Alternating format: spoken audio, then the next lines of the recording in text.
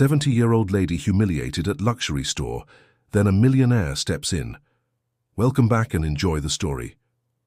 Dolores, 72, scrubbed the marble floor of the shopping center with hands so cracked they bled beneath her gloves. Her knees throbbed. From hours of kneeling, the pain shooting up her legs with each shift of her weight. The gleaming floors reflected the harsh fluorescent lights above, highlighting the contrast between the luxury surrounding her and her own worn appearance. She paused briefly, stretching her back that had long ago forgotten what it felt like not to ache, and glanced at her wristwatch, a simple timepiece with a cracked face that had belonged to her late husband. 5 more hours until her shift ended. 5 more hours of invisible labor, of being walked past as if she were merely an extension of her mop and bucket. She hadn't eaten since morning, not because she forgot, but because she needed every penny. For 6 months she had skipped lunches and walked miles to work to save money, all for one small gift. The thought of the gift warmed something inside her that the cold marble had long since numbed. She reached into her pocket and felt the folded bills there, $427 exactly. It had taken half a year of scrimping and saving, of denying herself even the smallest comforts. 6 months of extra shifts that left her bones feeling like they might crumble beneath her skin. As shoppers bustled around her, their designer bags swinging carelessly, occasionally scuffing the floors she had just cleaned, Dolores thought of her daughter, Fuelina. Tomorrow, her brilliant girl would turn 14. Fuelina, with her quick mind and quicker smile, who stayed up late studying by the dim light of their apartment's single good lamp. Fuelina, who was just like Dolores once dreamed of being, before life shattered those dreams. Before her husband Enrico died of lung cancer and left her with a child and a mountain of unpaid hospital bills. Before they lost their home, and she was forced to take any job to survive. "Excuse me," a sharp voice cut through her thoughts. A woman in a red designer coat stood impatiently beside her bucket. "You're blocking the entrance to the boutique." Dolores mumbled an apology and quickly moved her cleaning supplies against the wall, making herself as small and unobtrusive as possible, a skill she had perfected over the years. The woman didn't acknowledge her response, already clicking away, on high heels that probably cost more than Dolores made in a month. But today was different. Today, after her shift ended, she would walk into one of these stores not as the cleaning lady, but as a customer. The thought both thrilled and terrified her. The hours dragged by, each minute marked by the steady rhythm of her mop against the floor and the occasional grunt of effort that escaped her lips despite her best efforts to remain silent. When her shift finally ended, she hurried to the employee locker room, changing out of her uniform into the cleanest outfit she owned, a navy blue dress she had purchased at a thrift store 3 years ago, carefully maintained and saved for special occasions. She brushed her silver hair, twisted into a neat bun, and applied a touch of lipstick, her only makeup, reserved for moments when she needed courage. Looking in the mirror, she saw not the broken woman who scrubbed floors, but glimpses of the teacher she had once been, before tragedy rewrote her story. With trembling hands, she counted her savings one more time before tucking the money securely in her purse. The jewelry store, luminance, gleamed at the far end of the mall, its windows displaying treasures that seemed to belong to another world entirely, a world Dolores had once briefly inhabited before it was cruelly snatched away. She entered the luxury jewelry store nervously, her simple attire dull under the crystal lights that hung from the ceiling like frozen tears. The store was nearly empty at this hour, with only a few well-dressed customers browsing the glass cases. The plush carpet muffled her footsteps as she approached the display near the back, her eyes immediately drawn to what she had come for. There it was, a delicate sapphire necklace in the corner of the display. Nothing ostentatious or flashy, just a small pendant the color of Fuelina's eyes, hanging on a delicate silver chain. Dolores had noticed it months ago while cleaning the corridor outside the store, and something about its simple elegance had called to her. It would be perfect for her daughter, who was too practical to want anything showy but deserved something beautiful, something that told her she was valued and loved. A saleswoman approached, her blonde hair perfectly styled, her makeup flawless. Her name tag read, Henrietta. Her smile was professionally polite until her gaze swept over Dolores, taking in the worn dress and inexpensive shoes. The smile remained, but the warmth behind it vanished. "Can I help you?" she asked, her tone suggesting she doubted she could. Dolores swallowed her nervousness and pointed to the necklace. "Could I see that one, please?" she asked softly. Henrietta raised an eyebrow and gave her a slow, mocking smile that didn't reach her eyes. "That one," she said, her voice loud enough that the few other customers in the store glanced over. "You're in the wrong place, ma'am." Heat crept up Dolores's neck, a flush of embarrassment that she fought to control. "I just want to know the price," she persisted, her voice barely audible. Henrietta chuckled, the sound brittle as glass. "That necklace costs more than you make in half a year. We sell bead bracelets near the front. Perhaps you'd prefer one of those." A few customers giggled nearby, their eyes reflecting a mixture of amusement and second-hand embarrassment. Dolores felt her throat tighten, but she stood firm, drawing on reserves of dignity that years of humiliation had not managed to deplete. "I saved for this," she said, her voice steadier now. "Please, just tell me the price."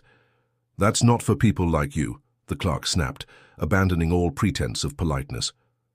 Her eyes were cold now, her stance defensive, as if Dolores's presence somehow tainted the luxury around them. "I think you should leave before I call security." The words struck Dolores like physical blows. People like you. As if she belonged to some separate, lesser species. As if her decades of hard work, her sacrifices, her very humanity counted for nothing because of the calluses on her hands and the worn soles of her shoes. Then a voice cut through the room like a blade, sharp and authoritative. "Is there a problem here?" Everyone turned. A tall man in a perfectly tailored charcoal suit stepped forward from the back office. His silver hair was cropped short, his face stern but handsome in a weathered way that spoke of experience rather than hardship. His eyes, dark and piercing, moved from Henrietta to Dolores, taking in the situation with quick intelligence. "Mr. Grant, I was only trying to avoid an uncomfortable—" Henrietta began, her confidence faltering under his steady gaze. "The only uncomfortable thing here," he interrupted, his tone calm but ice-cold, "is your behavior. You're dismissed. Immediately." The color drained from Henrietta's face. "But, sir, we'll discuss your severance package tomorrow. Please leave now." The silence in the store was absolute as Henrietta gathered her purse with shaking hands and walked out, her heels no longer clicking with confidence, but tapping out a hurried retreat. The man turned to Dolores, and to her surprise his stern expression softened. "My apologies for how you were treated in my store. Luminance was founded on the principle that beauty should be accessible to all who appreciate it, not just those." So with deep pockets, Dolores stood frozen, unsure how to respond to this unexpected turn of events. The man extended his hand. "Gabriel Grant, owner of Luminance." "Dolores Wojcik," she replied automatically, her hand disappearing into his firm grip. Gabriel nodded toward the display case. "You were interested in the sapphire pendant?" "Yes," Dolores admitted, finding her voice again. It's for my daughter's birthday. She turns 14 tomorrow." Something flickered across Gabriel's face. Recognition, perhaps, or memory. "An important age," he said softly. "The necklace is 850. Dolores's heart sank. It was more than twice what she had saved. She clutched her purse tighter, the dream slipping away. "I see. Thank you for telling me." She turned to leave, dignity intact if dreams shattered, when Gabriel spoke again. "However," he said, "we're having a special promotion today. Selected items are being offered at significant discounts to celebrate our 15th anniversary." He reached into the display case and carefully removed the sapphire necklace, placing it on a velvet cloth. Under the focused light, the blue stone seemed to contain an entire ocean within its depths. "This necklace is yours," he said gently. "For 427, no questions asked." Dolores gasped. "How did you know?" Gabriel smiled, the expression transforming his severe face into something almost boyish.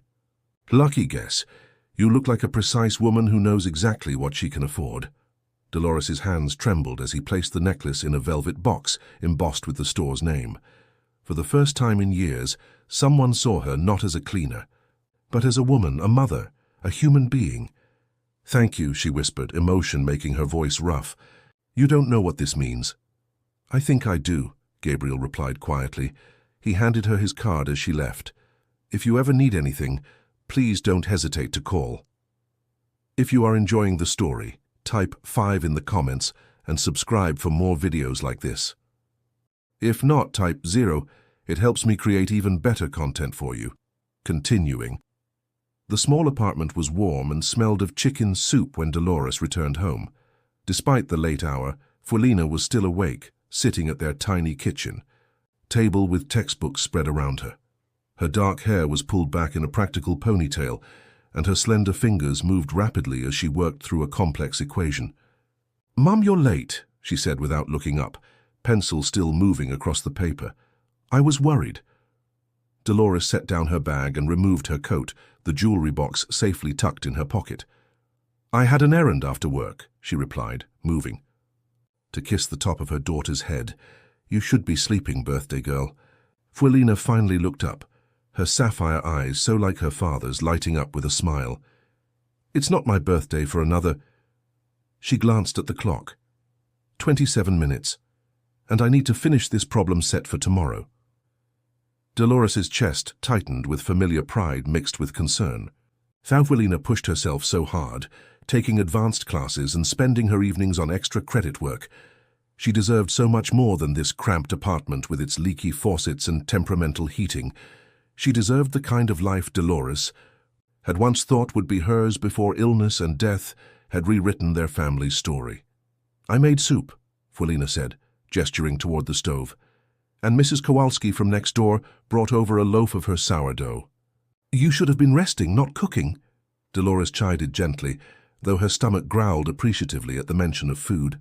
She hadn't eaten since the previous night, saving even her lunch money toward the necklace. "It's just soup." Fuelina shrugged, but her eyes followed her mother with concern. "You look tired, Mom, more than usual." Dolores busied herself ladling soup into a bowl, avoiding her daughter's too perceptive gaze. "It's nothing a good night's sleep won't fix. Tell me about your day instead." Fuelina hesitated, then reached into her backpack and pulled out an envelope. "I got this today," she said, pushing it across the table. "Ms. Nowak gave it to me after class." The envelope bore the embossed logo of Westridge Academy, one of the most prestigious private schools in the city. Dolores's hands shook slightly as she opened it, her mind racing through possibilities, none of which seemed plausible. Private schools like Westridge cost more per semester than she made in a year. The letter inside was printed on heavy cream paper, the kind that spoke of tradition and old money. "Dear Miss Wojcik," it began, "we are pleased to inform you that based on your outstanding academic record and exceptional performance on our entrance examination, you have been selected to receive the Westridge Foundation Full Merit Scholarship." Dolores read the letter twice, then a third time, the words blurring as tears filled her eyes. A full scholarship, tuition, books, uniforms, everything covered. Her daughter had won a place at one of the finest schools in the country, a place that would open doors Dolores had only dreamed of. "Ms. Nowak encouraged me to apply," Fuelina explained, her voice small but vibrating with suppressed excitement. "I didn't tell you because I didn't think anything would come of it. They only give 2 of these scholarships each year, and thousands of students apply." "But you got it," Dolores whispered. "Of course you did." Is it okay?" Fuelina asked, suddenly uncertain. "I know it's far from here. I'd need to take the bus and maybe stay late for study group sometimes." "Okay," Dolores repeated, then stood and pulled her daughter into a fierce hug. "Fuelina, it's wonderful. It's everything we've worked for." As she held her daughter, Dolores cried quietly, tears of joy and relief and a bittersweet pride that ached in her chest. All the pain, all the sacrifice, it was working. Her daughter would have chances she never had, would never know the desperate scramble to keep a roof overhead and food on the table. Later, when the clock struck midnight and Fuelina's birthday officially began, Dolores presented her with the velvet box. "It's not much," she began, suddenly self-conscious. Compared to the opportunity Fuelina had just received, a necklace seemed trivial. But when Fuelina opened the box, her gasp of delight was entirely genuine. "Mom, it's beautiful," she breathed, lifting the delicate chain. The sapphire caught the light from their worn kitchen lamp, sending blue reflections dancing across the walls. "It must have cost—" "It doesn't matter what it cost," Dolores interrupted gently. "What matters is that it's yours. Something beautiful for my beautiful girl." Fuelina's eyes filled with tears as she fastened the necklace around her neck. "Will you help me put it on?" Dolores's fingers fumbled with the clasp, arthritis making them clumsy, but eventually the necklace settled against Fuelina's collarbone, the sapphire resting just below the hollow of her throat. "It matches your eyes," Dolores said softly. "It matches yours too," Fuelina replied, looking up at her mother. "Dad always said we had the same eyes." The mention of Enrico brought a pang of both loss and warmth. He would have been so proud of their daughter, so amazed by her accomplishments. "He would have loved to see you now," Dolores said. "He always knew you were destined for great things." They stayed up late into the night, sharing soup and bread and memories, making plans for Fuelina's new school. For the first time in years, Dolores allowed herself to feel something like hope, fragile but persistent, like a seedling pushing through concrete. But joy was short-lived. The very next day, as Fuelina was preparing for bed, she burst into their small living room with another envelope in her hand, her expression a complicated mixture of excitement and distress. "Mom, you won't believe this," she said, her words tumbling out in a rush. "Ms. Nowak called today. Because of the scholarship, I've been selected to represent Westridge in the International Mathematics Olympiad in London next month. It's a huge honor, only the top students from each country. Get to go!" Dolores felt her heart swell with pride, even as a knot of anxiety formed in her stomach. "That's incredible, sweetheart," she said, taking the envelope. Inside was a detailed information packet about the competition, along with a permission slip and, the source of her mounting dread, a list of required fees and expenses. The school would cover the flight and hotel, but students were responsible for meals, local transportation, admission fees to cultural sites, and a student contribution of $600 to the team fund. In total, they needed $2,000 in 3 weeks. $2,000. The number might as well have been 2 million. Dolores felt the room tilt slightly, the familiar weight of financial impossibility settling on her shoulders once more. "It's okay if I can't go," Fuelina said quietly, watching her mother's face. "Really, it's already amazing that I got the scholarship." But Dolores could see the hope in her daughter's eyes, the desperate desire to take this opportunity. And she understood it completely. After years of being the poor girl in public school, always on the outside of school trips and extra activities, Fuelina finally had a chance to prove herself on an international stage. "You're going," Dolores said firmly, decision made in an instant. "We'll figure it out." "But Mom, the money—" "Let me worry about that," Dolores interrupted, forcing a confidence into her voice that she didn't feel. "This is the opportunity of a lifetime. You focus on preparing for the competition. I'll take care of the rest." Later that night, after Fuelina had gone to bed, Dolores sat at their kitchen table with a pad of paper and a stub of pencil, calculating and recalculating their finances. The truth was stark. Even with every penny of her savings gone for the necklace, they barely made ends meet each month. There was no slack in their budget, no luxuries to cut. Over the next week, Dolores tried everything. More shifts at the mall, weekend work cleaning private homes, even selling the few pieces of jewelry she had kept from better days. But it still wouldn't be enough, not even close. The mall manager had no more hours to offer. Her elderly neighbors, for whom she sometimes did odd jobs, had no extra work. She even considered pawning her wedding ring, the last physical connection, to Enrico, but was told the simple gold band would bring less than $100. As she scrubbed the floors near Luminance one evening, her hands raw despite her gloves, her gaze was drawn to the jewelry store. Through the glass, she could see Gabriel Grant speaking with a customer, his manner attentive and respectful. She remembered his card, tucked carefully in her wallet. "If you ever need anything," he had said. But she couldn't bring herself to call. She couldn't bear to ask for more charity, not after he had already given her such a gift. Her pride, perhaps the only thing she truly owned anymore, rebelled at the thought. Instead, she approached the evening security guard, an older man named Victor, who had always been kind to her. "Is Mr. Grant looking for any cleaning staff?" she asked hesitantly. "I'm available evenings and weekends, and I'm very thorough." Victor looked surprised. "You're already working 60 hours a week, Dolores. When would you sleep?" She shrugged, avoiding his concerned gaze. "I need the money, it's important."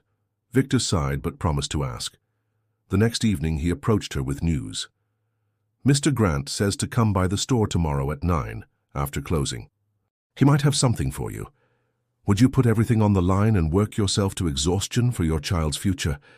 What would you sacrifice to give someone you love a chance at their dreams? When life demands more from you than seems possible, how far would you go? What's the furthest you've gone to help someone you love achieve their dreams? I'd love to hear your stories in the comments." Hope fluttered in Dolores's chest as she knocked on the store's back entrance. The following evening, Gabriel himself opened the door, dressed more casually than before in slacks and a sweater, though still immaculately groomed. "Mrs. Wojcik," he greeted her, stepping aside to let her in. "Thank you for coming." The store after hours was eerily quiet, the jewelry in the cases glittering silently under security lights. Gabriel led her to a small office in the back, where a table had been set up with several velvet cloths, small bottles of solution, and various delicate tools. "Victor tells me you need additional work," Gabriel said, gesturing for her to sit. "As it happens, I do have a need, though it's quite specific." He opened a drawer and removed a wooden box. Inside, nestled in more velvet, were several pieces of jewelry in various states of tarnish or mild damage. "These are estate pieces we've recently acquired. They need cleaning and minor restoration before they can be displayed.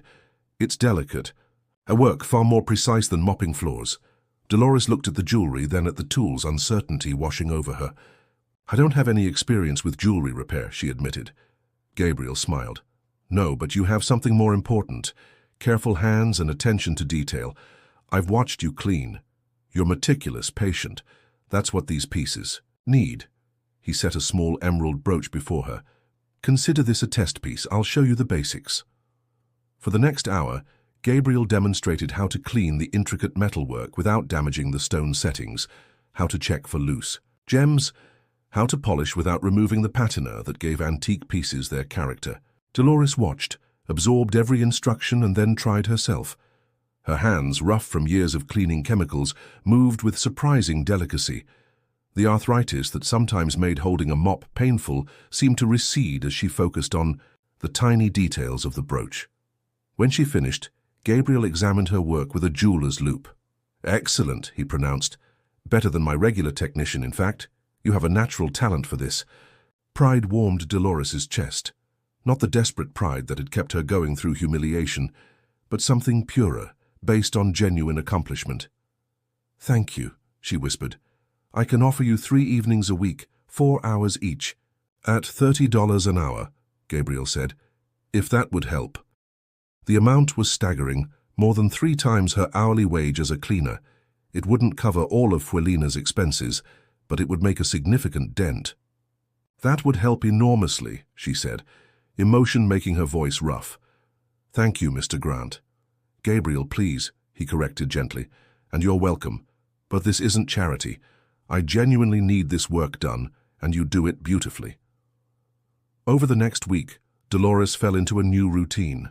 Days spent on her knees scrubbing floors, evenings hunched over delicate jewelry, restoring beauty that had been tarnished by time. The work was exhausting but satisfying in a way that cleaning never had been. Each piece told a story, of celebrations, of love, of history, and she found herself imagining the lives of those who had worn these treasures before they found their way to her careful hands.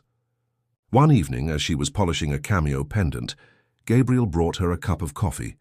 Real coffee, rich and fragrant, not the watery brew from the mall's break-room vending machine. "You remind me of someone," he said, sitting across from her with his own cup. "My mother. She cleaned houses her whole life so I could have a chance.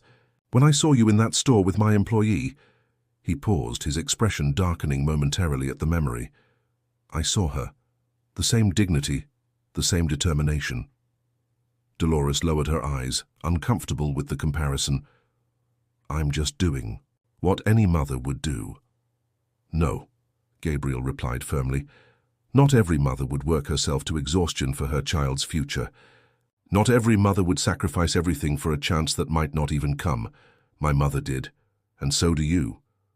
Dolores focused on the cameo, rubbing gentle circles into the carved ivory face. "I'm not looking for sympathy," she said quietly. "You're not getting sympathy," he replied, his tone matter-of-fact.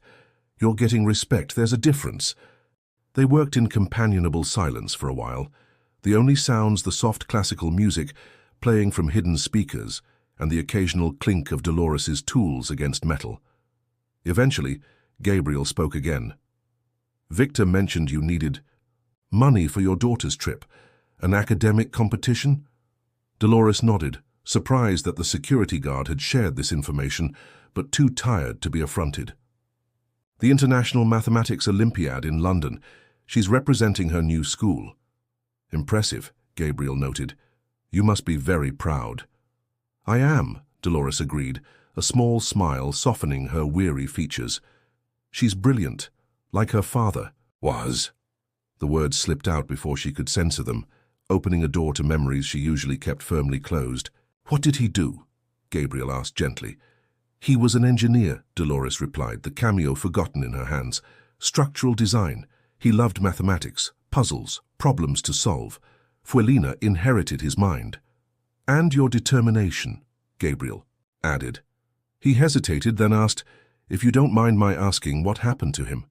Dolores's hands resumed their work, the rhythmic polishing a comfort as she navigated painful history. "Lung cancer, 5 years ago. He wasn't a smoker, just bad luck, the doctors said. We had insurance, but not the good kind. It covered the basics, but not the experimental treatment that might have saved him." She paused, memories washing over her like a cold tide. "We spent everything we had, sold our house, our car, borrowed from everyone who would lend to us. In the end, it wasn't enough. The treatment, when we finally got approval, came too late." Gabriel's expression was grave. "I'm sorry." "After he died, the bills kept coming," Dolores continued, the words flowing now, releasing a pressure she hadn't realized had built up inside her. "Medical debt, funeral costs, credit cards we'd maxed out for medications. I was a teacher before elementary school, but I'd taken a leave of absence to care for him. By the time I tried to go back, budget cuts had eliminated my position." She sighed, the weight of those years heavy in the sound. "We lost everything. I took the first job I could find, cleaning at the mall. It was supposed to be temporary, just until I found something better. But there was nothing better, not for a middle-aged woman with a gap in her employment history and a child to support. And yet here you are," Gabriel said softly, "still fighting." "What else can I do?" Dolores asked simply. "She deserves better than this, better than—" She gestured vaguely at herself, at her worn clothing and work-roughened hands. Gabriel leaned forward, his gaze intense. "Better than a mother who would move mountains for her. Better than someone who shows her every day what real strength looks like." "I think not." Dolores felt tears threaten and blinked them away. She wasn't used to kindness, to being seen as something other than invisible. It made her uncomfortable, exposed. "The necklace," Gabriel said suddenly. "The sapphire. You spent 6 months saving for it." Dolores nodded, embarrassed now by what must seem like frivolity to a man of his wealth. "It was silly, perhaps, but—" "It wasn't silly at all," Gabriel interrupted. "It was love." The simple statement, delivered without sentimentality, broke something open inside Dolores. A single tear escaped, tracking down her cheek before she could wipe it away. "Yes," she agreed quietly. "It was." Gabriel stood, decisiveness in his movement. "Mrs. Wojcik, Dolores, I'd like to make you an offer beyond these evening repair sessions. Could this be the solution to Fuelina's London trip?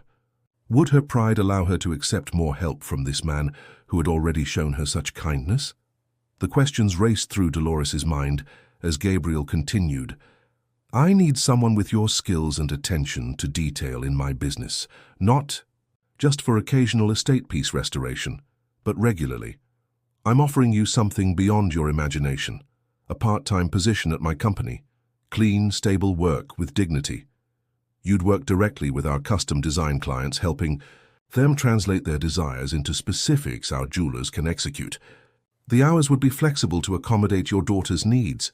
Dolores stared at him, stunned. But I don't know anything about jewelry design. You know more than you think, Gabriel countered. And what you don't know, you can learn. You have an eye for beauty and the patience to perfect details. That's rare. I don't know what to say, Dolores stammered. Say yes, Gabriel urged. The position starts at $50,000 a year for 20 hours a week. The amount made Dolores gasp. It was more than twice what she currently made working full-time. Why? She asked, suspicion suddenly flaring. Why would you do this for me? Gabriel's expression turned solemn. Because my business grew thanks to women like you, he explained. Strong, unbreakable.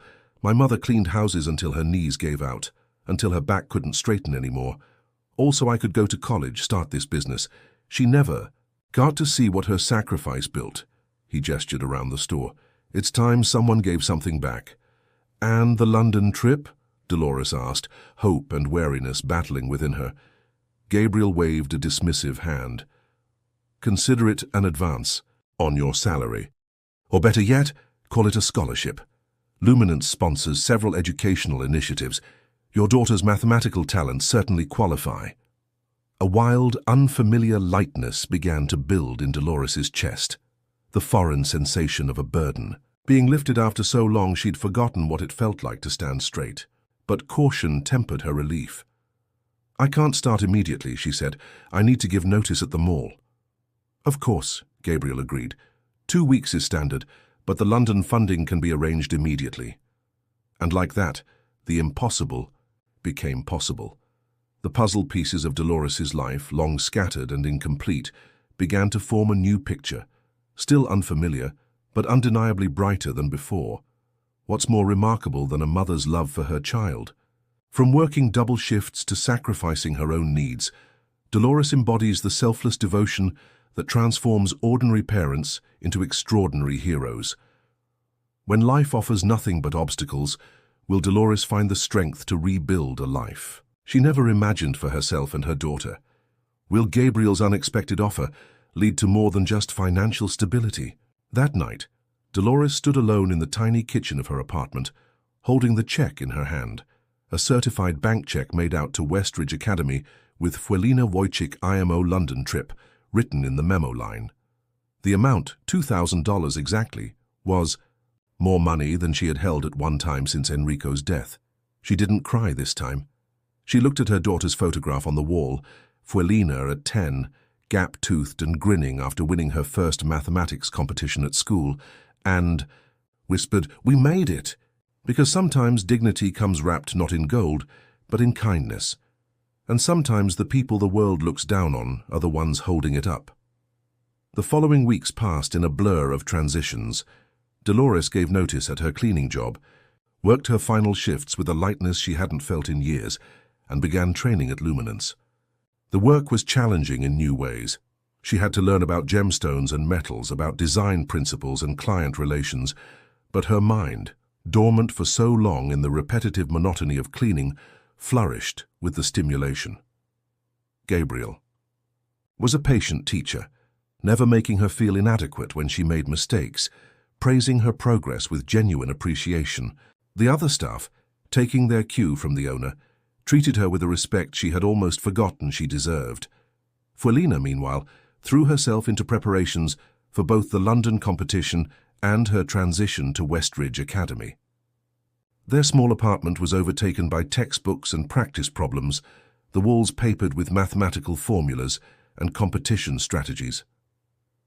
"Mum, look at this," she said one evening, holding up an official Westridge Academy blazer with the school crest embroidered on the pocket. "It came in the mail today." Dolores touched the fine wool, remembering the rough polyester of Fuelina's public school uniform. "It's beautiful, sweetheart.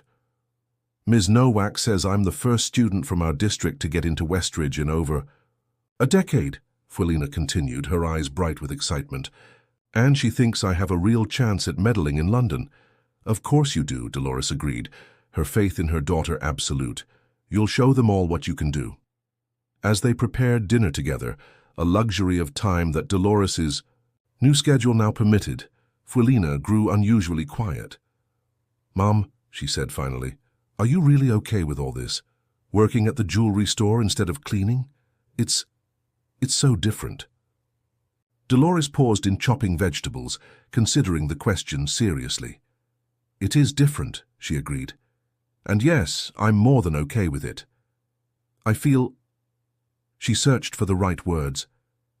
I feel like I'm waking up after a very long sleep. You look different, Fuelina observed. Happier, less tired. Her fingers unconsciously touched the sapphire necklace that she hadn't taken off since her birthday. I was worried about you before. You were working so hard, and I could see it was wearing you down. Dolores smiled, touched by her daughter's concern. Sometimes we do what we must until we can do what we want, she said softly. And now things are changing for both of us. The night before Fuelina's departure for London, they sat together on their small balcony, looking out at the city lights. Fuelina had her competition materials spread across her lap, but she wasn't studying them. Instead, she was watching her mother with thoughtful eyes. What if I fail? She asked suddenly, vulnerability plain in her voice. What if I go all the way to London and embarrass everyone? Dolores turned to her daughter, surprised. Fuelina rarely expressed doubt, especially about her academic abilities. You won't fail, she said firmly. But even if you don't win, just being selected is already a tremendous achievement. But so many people have invested in me, Fuelina insisted. Westridge, Miss Nowak, Mr. Grant, I don't want to let them down. Sweetheart, Dolores said, taking her daughter's hand, no one who truly matters is going to judge you by whether you bring home a medal. We believe in your potential, in who you are becoming, not in trophies. Fuelina leaned against her mother's shoulder, suddenly looking very young despite her intellectual maturity. I wish Dad could see this, she whispered. He always said math was like music, that the right equation had a kind of beauty to it. He sees it, Dolores assured her, though her throat tightened at the mention of Enrico. And he would be so proud of you, not just for your brilliance, but for your kindness, your determination. They sat in comfortable silence for a while, the city humming around them, until Fuelina spoke again. Mr. Grant seems nice, she ventured cautiously. He's helped us a lot. Dolores nodded, unsure where this was heading. He's a good man. He sees value in people that others overlook. He likes you, Fuelina stated with the directness of youth. I can tell by the way he talks about you. Heat rose to Dolores's cheeks. Don't be silly, he's my employer, he's just kind. Mom, Fuelina said, rolling her eyes, I may be young, but I'm not blind. The way he looked at you when he picked us up for dinner last week, that wasn't just an employer being nice. Dolores remembered the evening Fuelina referenced. Gabriel had invited them to dinner to celebrate her first week at Luminance. He had taken them to a restaurant so fine that Dolores had initially balked at entering, certain they would be turned away. But Gabriel had been welcomed like an old friend, and by extension, so were they. He had spent the evening drawing Fuelina out about her mathematical interests, listening with genuine fascination as she explained complex theorems. He was being polite, Dolores insisted, though a part of her had noticed the way Gabriel's gaze had lingered, the way his hand had briefly covered hers when he helped her from the car.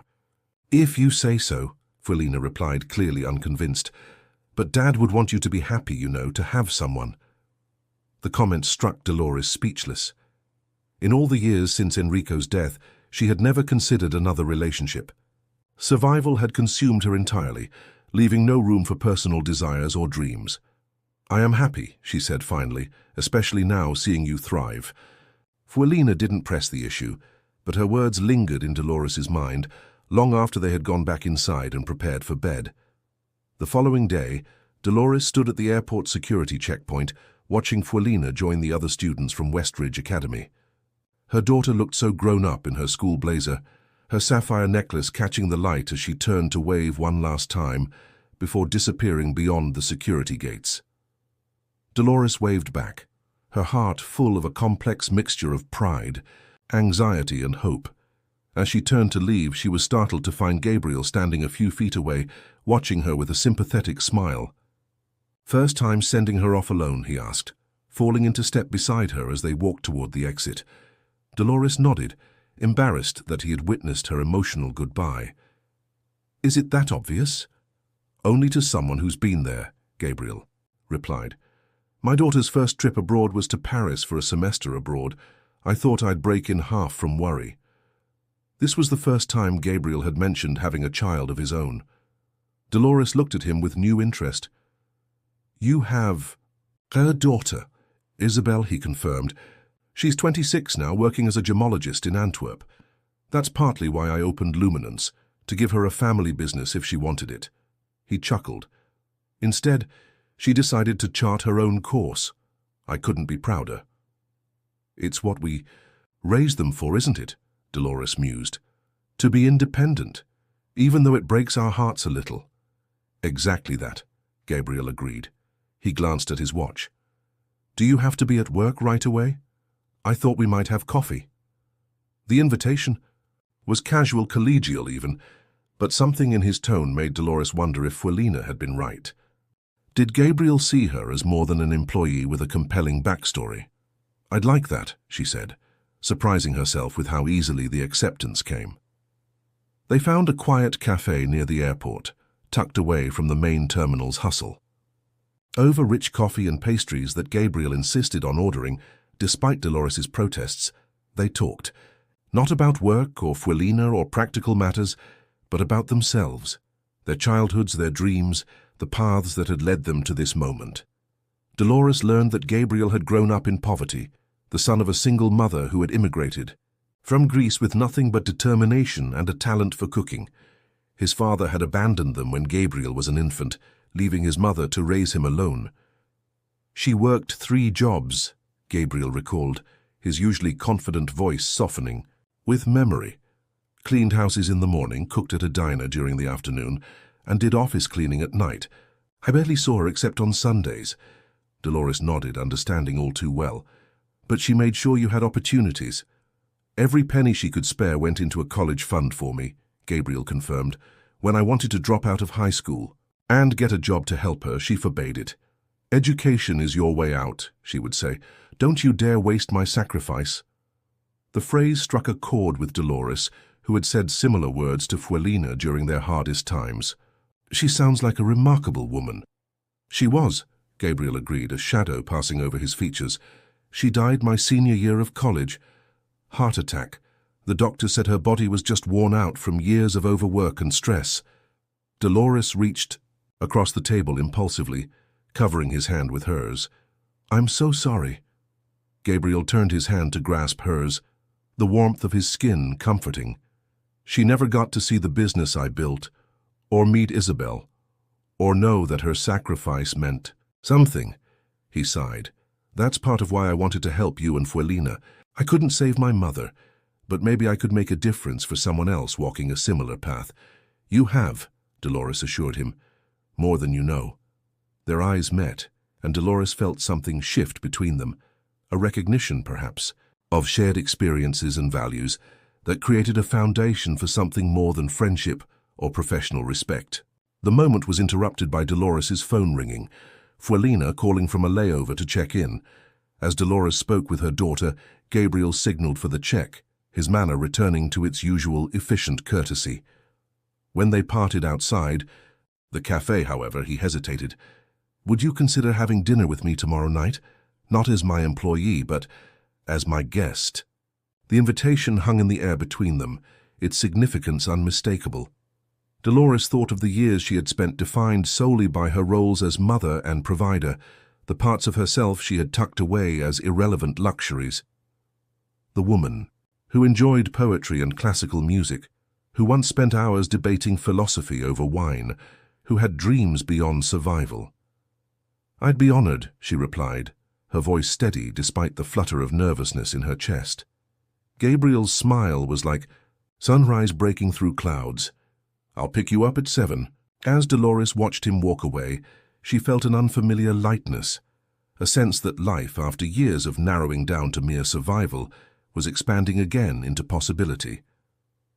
The week Fuelina was in London passed in a blur of work and unexpected joy. Dolores threw herself into learning her new role at Luminance, absorbing information about gemstones and design with the same determination she had once applied to keeping herself and Fuelina afloat. In the evenings, Gabriel took her to dinner, to an art exhibition, to a concert in the park, redrawing the map of her world to include pleasure and beauty once more. They moved carefully around each other, neither rushing nor holding back. Gabriel respected her independence, never making her feel like a charity case or a project. And Dolores, to her own surprise, found herself opening up to him, sharing stories and opinions she had kept to herself for years. When Fuelina returned from London, bronze medal in hand and eyes bright with experiences that had transformed her, she took one look at her mother and smiled knowingly. "You look happy," she said simply, hugging Dolores tightly. "Really happy." "I am," Dolores admitted. "Are you okay with that?" Fuelina stepped back, hands on hips in mock outrage. "Am I okay with my mother being happy after everything she's sacrificed for me? What kind of question is that?" They laughed together, the sound filling their small apartment with a warmth that had been missing for too long. That evening, as they unpacked Fuelina's suitcase and listened to her tales of London, of competitors from around the world, and the thrill of standing on the podium, Dolores realized that something fundamental had shifted in their relationship. They were still mother and daughter, still bound by love and history, but they were becoming something else too, allies, friends, two women supporting each other's dreams. "Mr. Grant, Gabriel, wants to take us to dinner tomorrow to celebrate your medal," Dolores said casually as they folded laundry together. "If you're not too tired." Fuelina's eyes sparkled with mischief. "Just us, or is Isabel joining too?" Dolores looked up in surprise. "How do you know about Isabel?" "We email," Fuelina said with a shrug. "She reached out when she heard I was going to London. Gave me some tips about the city, places to visit if we had free time. She's nice." The revelation that Gabriel's daughter had independently connected with Fuelina touched Dolores deeply. It spoke of thoughtfulness, of consideration that went beyond mere politeness. "No, Isabel's in Antwerp," Dolores replied. "But Gabriel mentioned she might visit next month." "Good," Fuelina nodded approvingly. "I'd like to meet her in person. And I think you would too."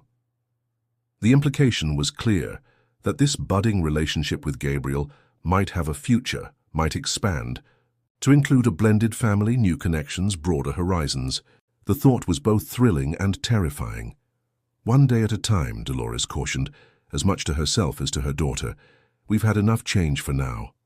Fuelina smiled, fingering her sapphire necklace, the catalyst that had set all these changes in motion. "Change can be good, Mum. Sometimes it's exactly what we need." As summer turned to fall, and Fuelina began her first term at Westridge Academy, life settled into a new pattern. Dolores thrived at Luminance, her natural eye for detail, and her empathetic approach to clients earning her praise and increasing responsibility. Gabriel suggested she take some courses at the local college, jewelry design, business management, expenses covered by the company's employee education program. Returning to a classroom after so many years was intimidating at first, but Dolores discovered that her mind, like a muscle long underused, quickly regained its strength and flexibility. She found herself enjoying the intellectual challenge, the opportunity to create and learn and grow. Her relationship with Gabriel deepened gradually, built on mutual respect and shared values. He never tried to rescue her or take over her life, understanding that her hard-won independence was precious to her. Instead, he offered partnership, someone to share burdens and joys, to walk beside rather than lead or follow. One evening in late October, as they sat in his garden watching the sunset paint the sky in autumn colors, Gabriel took her hand. "I have something to ask you," he said, his usual confidence tempered with rare nervousness. "It's not a proposal, not yet. I know we're still finding our way, but I want you to know where I hope we're heading." Dolores felt her heart quicken, a mixture of anticipation and caution washing through her. "I'm listening." "My house is too big for one person," Gabriel continued. "It always has been. There's a separate suite on the ground floor, its own entrance, kitchen, living space. I'd like to offer it to you and Fuelina." "Gabriel, He held up a hand, forestalling her response. "Let me finish. This isn't charity or presumption. You'd pay a fair rent. Whatever you decide is reasonable. You'd have complete privacy and independence. It would just mean we'd be closer. And Fuelina would have a quieter place to study, a yard to enjoy." Dolores considered the offer, weighing practicality against pride, comfort against independence. Their current apartment was cramped and in a neighborhood with rising crime rates. The commute to both Westridge and Luminance was long and complicated by unreliable public transportation. "I'd need to discuss it with Fuelina," she said finally. "This affects her too." Gabriel nodded, relieved she hadn't immediately refused. "Of course. Take all the time you need." To Dolores's surprise, when she broached the subject with Fuelina that night, her daughter was enthusiastically supportive. "Are you kidding? A quiet place to study, a shorter commute to school, and no more worrying about the guy on the third floor who keeps following girls into the elevator?" Yes, please. But we've always been independent," Dolores reminded her. "I don't want you to think we need a man to save us." Fuelina rolled her eyes in typical teenage fashion. "Mum, accepting help isn't the same as needing rescue. And anyway, this isn't about Gabriel being a man. It's about him being someone who cares about us and has a practical solution to offer." The wisdom in her daughter's words caught Dolores off guard. When had her child become so mature, so grounded in her understanding of human relationships? "When did you get so wise?" she asked, half joking but genuinely curious. Fuelina smiled, a glimpse of the woman she was becoming shining through the girl she still was. "I had a good teacher," she said simply. 2 weeks later, they moved into the suite at Gabriel's house, a warm, sunlit space with large windows overlooking a garden. Dolores insisted on paying rent, though Gabriel tried to set the amount absurdly low.